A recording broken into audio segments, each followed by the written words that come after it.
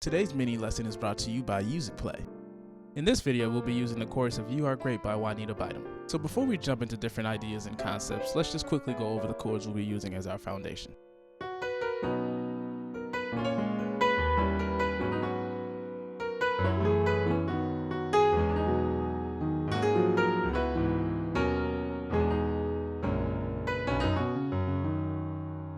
Okay, now let's say I wanted to approach our second chord, which is the B flat minor. Now the most common and traditional way to approach a B flat is through its fifth, which is F. So after I decide on the letter name of the passing chord, which in this case is F, the next step is figuring out the harmonic qualities of that chord, whether it's going to be an F major 7 or an F minor 7 or an F minor 7 flat 5 or an F dominant. It's also very important to be aware of the different effects and functions the harmony will have on the listener's ear. For example, if I play a passing chord that's very out of the key, it will stand out more than if I play a passing chord that's more diatonic and in the key or tonal center. So I want to stay as diatonic as possible to our tonal center, which is B major. And so the F chord that will get me closest to that is F minor 7 flat 5. In the F minor 7 flat 5, all the notes are in the key of B major except the F. And so that's really as close to B major as we can get with an F chord. So we'll use the F minor 7 flat 5 as a passing chord to get to B flat minor 7.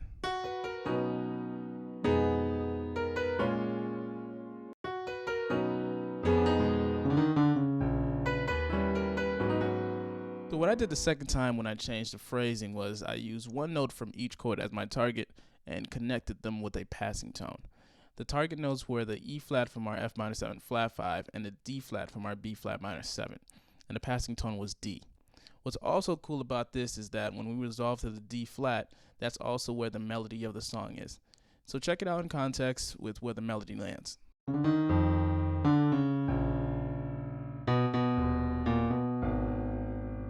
Let's take it one step further. We'll approach the F minor 7 flat 5 with its own passing chord. The most common way to approach an F is with its fifth, which is C. So just like before, I have to decide on the harmonic quality of that C chord, while also being aware of the effects and functions it may have on the listener's ear. We'll stay diatonic with this one. We'll use a C7 sharp 9 flat 13. Notice all of the notes are in the key of B major except for C.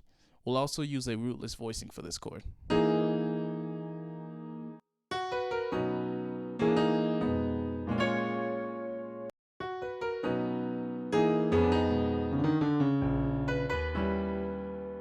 Let's now take the same concepts and ideas we used to approach the B flat minor 7 and use them to approach the F sharp minor 7. We'll also slowly get less diatonic and more out of the key as we go. We'll approach the F sharp minor 7 with its fifth, and we'll use a C sharp 7 sharp 9, and we'll add a flat 13 in there, which is that A natural, just to make it a little less diatonic. Also because I just like the way it sounds.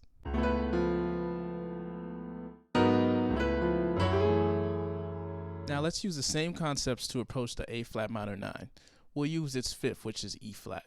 Keep in mind we're still slowly getting less diatonic, so we'll use an E flat minor 11.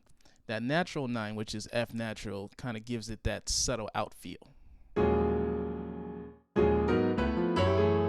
We'll take it one step further and approach the E flat minor 11 with its fifth, which is B flat. We're still slowly getting less diatonic, so we'll alternate between a B flat minor 11 and a B flat 7 sus 4. We'll also use a few rootless variations of the B flat chord going to the E flat minor 11.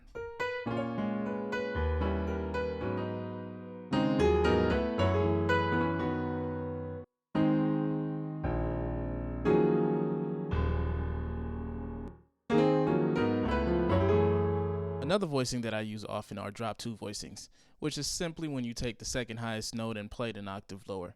It's very important to learn your drop 2s in every inversion. Here's an example of an F minor 7 flat 5 drop 2 voicing.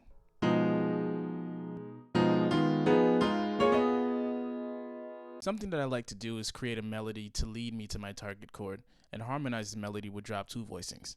Let's do an example using the same passing chords from earlier. We'll use B flat minor 7 as our target and use F minor 7 flat 5 to harmonize the melody.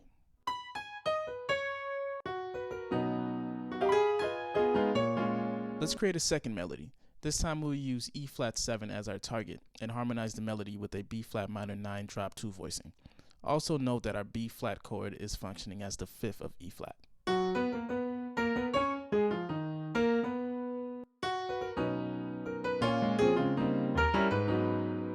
as I mentioned before, we're getting less diatonic and more out of the key as we go. So this last example is a mixture of everything we've covered thus far: passing chords, drop 2, voicings, rootless, and more. In our earlier example of concepts and ideas towards approaching the F minor 7, we left off at B flat minor 11, going to E flat minor 11, going to A flat minor 9, going to C sharp 7, sharp 9 flat 13, and then going to our F sharp minor 7. In this example, we'll approach the B flat harmony with its fifth, which is F, and we'll approach the F with its fifth, which is C. So we'll go C triad, then we'll go F minor 9, drop 2, then we'll go B flat 7, flat 9, drop 2, and then we'll go E flat minor 7, and then we'll go E flat minor 11, rootless, then we'll go A flat minor 9, and then C sharp 7, sharp 9 flat 13, and finally our F sharp minor 9.